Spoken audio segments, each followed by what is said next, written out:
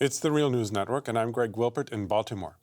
A popular Ukrainian TV comedian, Volodymyr Zelensky, is the frontrunner in Ukraine's presidential race. On TV, he plays an honest president who outsmarts corrupt lawmakers and businessmen. Now he aims to play the same role in real life. People identify with me because I'm open. I get hurt, I get angry, I get upset. I do not hide my emotions on camera. I do not try to look different. If I'm inexperienced in something, I'm inexperienced. If I don't know something, I honestly admit it. The two other main candidates in the race are incumbent President Petro Poroshenko and the longtime opposition leader and former Prime Minister Yulia Tymoshenko. The first round of the presidential election is scheduled to take place on March 31st. Joining me now to take a closer look at Ukraine's presidential race is Tarik Cyril Amar. He is Associate Professor of History at Koç University in Istanbul, Turkey, and the author of the book The Paradox of Ukrainian Lviv, a borderland city between Stalinists, Nazis, and nationalists. Thanks for joining us again, Tarik. Thank you for having me. So, as I mentioned, the three main candidates are Zelensky, Poroshenko, and Tymoshenko. Briefly, tell us about who these candidates are and what they stand for and who they represent.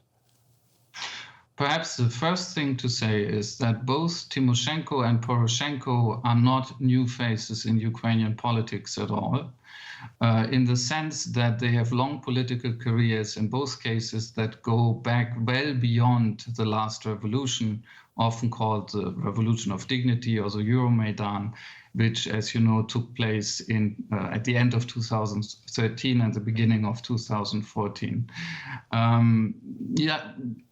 Poroshenko, to give you an example, actually at one point was a minister in the Yanukovych government for a short time, albeit. Tymoshenko, as you've already said, was a prime minister once under President Yushchenko. Both also have a history of conflict.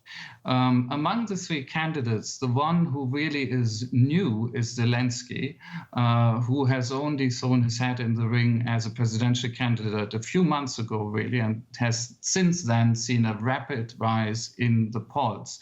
Now, politically speaking, Poroshenko stands essentially for the status quo as established after the last revolution, after 2014, and that above all involves a policy of macroeconomic stabilization, very much in line, or at least roughly in line with what institutions like the IMF want. Many Ukrainians have suffered from this policy. The economy has recovered by now after a terrible slump in 2014 and 2015, but that recovery has certainly not reached the mass of the population. Poroshenko, to an extent, acknowledges that, actually. But insofar as many Ukrainians are actually disappointed with what happened after the revolution, Poroshenko, as the incumbent, is the one who has to deal with that disappointment, and it's credited to him, as it were. Tymoshenko has often been called a populist. I'm a bit weary of that term, but it's very often attached to her in Ukrainian politics as well. She tends to promise people social improvements and, of course, a fight against corruption. She has also long been vying for the presidency, and this is perhaps her last shot at the office. Her electorate tends to be older.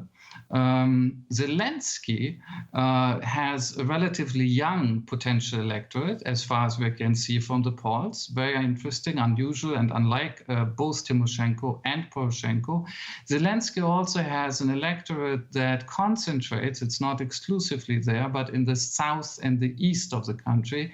And in Ukraine, of course, regional, if not divisions and differences are always very important. Now, what Zelensky stands for politically is extremely hard to say because he has been very cagey about it.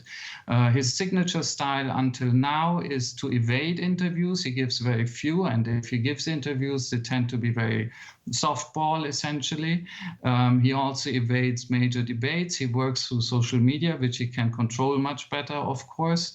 But from what we can see, one of the things where he has gone out a tiny little bit on a limb is that he has gone public with saying that he would sit down with President Putin of Russia personally to try to find a solution to the de facto war between the countries, to the conflict. At the same time, Zelensky has been adamant that he, as well as the other candidates who count in this race, cannot, of course, imagine any territorial concessions to Russia. So one of the things, of course, that has characterized the situation in the Ukraine is the conflict between the Ukraine and Russia. Now, how is that conflict playing into this campaign? It's playing into the campaign indirectly, because the three candidates we are talking about here are the three candidates who have real chances to make it in the first round of the elections, and two of them most likely will make it into the second round. They are the three candidates who actually matter, and all of them are similar in that none of them has a pro-Russian position. There are candidates that you could describe as roughly pro-Russian, but they don't have a chance in this election. In that sense, the conflict is not a direct wedge issue between these candidates. However, as already pointed out, there are different accents. Zelensky, as I've just said, is signaling some special readiness to talk to Putin directly.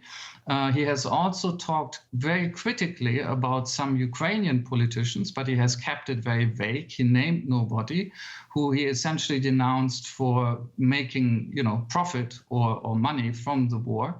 Poroshenko stands for a very different line. He presents himself very much in line with his also office of being the chief of the Ukrainian military, which he is by his office.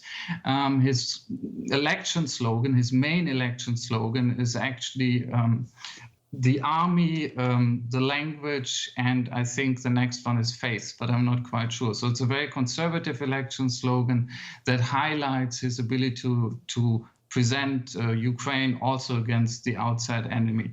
Tymoshenko, once again, is very hard to predict. She has a history of striking deals with Russia and especially with Putin, but that is a history that goes back before this conflict. And since then, she has been careful to make extremely patriotic, you might even say nationalistic noises. So now the West has traditionally or usually supported Poroshenko. Is that still the case? And how is that basically the US and also Western Europe basically influencing the campaign? I think the main story about the West in this campaign, as it's unfolding, interesting enough, until now, is what the West isn't doing. You could have expected strong support for Poroshenko, but it's not actually taking place. When you look at recent statements actually by the American ambassador in Ukraine, they didn't target Poroshenko directly, but through a harsh criticism of ongoing corruption, they were, of course, by no means positive for him.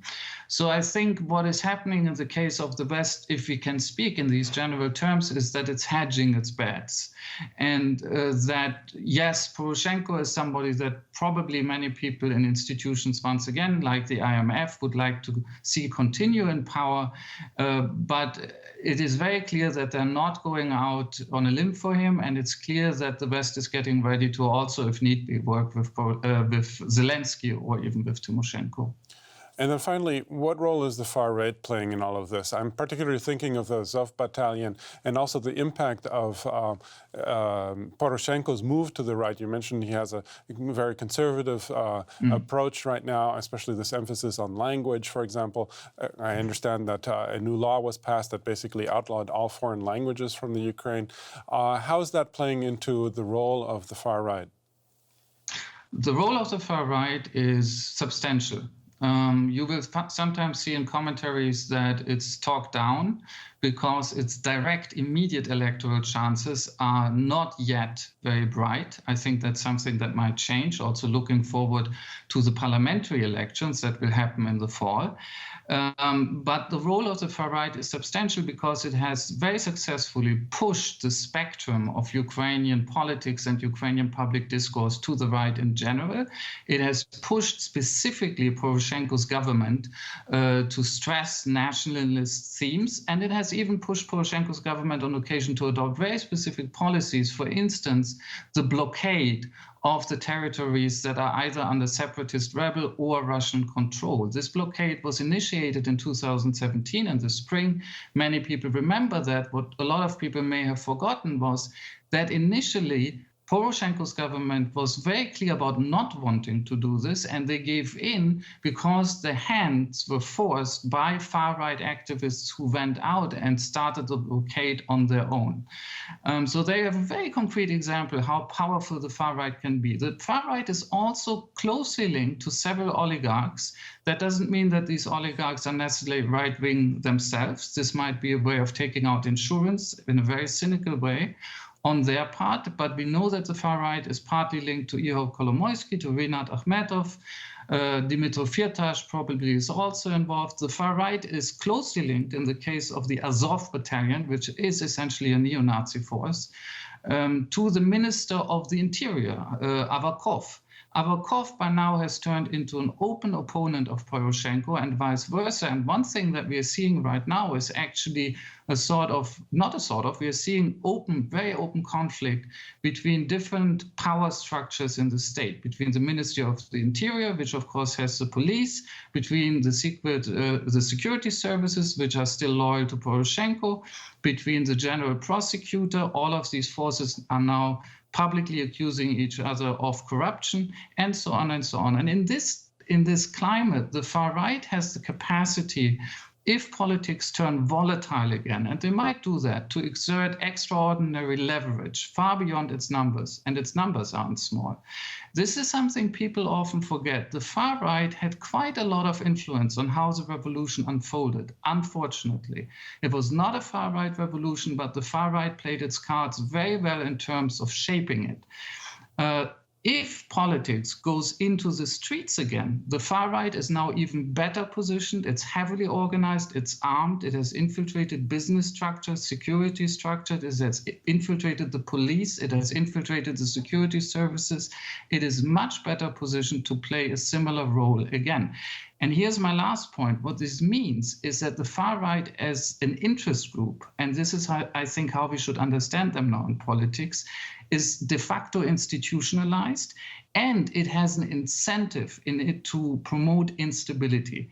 And when you look at the recent events around Poroshenko's rallies, where he was basically driven off the stage by a far-right riot, by people who are essentially sponsored by his own Minister of the Interior, that's exactly the signature destabilization tactics of which we might see more, because the far-right in Ukraine can only gain from another situation in which politics goes back to the streets. Well, we're going to continue to follow the election campaign and probably come back to you. I was speaking to Tarik Cyril Amar, Associate Professor of History at Koç University in Istanbul, Turkey. Thanks again, Tarik, for having joined us today. Thank you very much. And thank you for joining the Real News Network.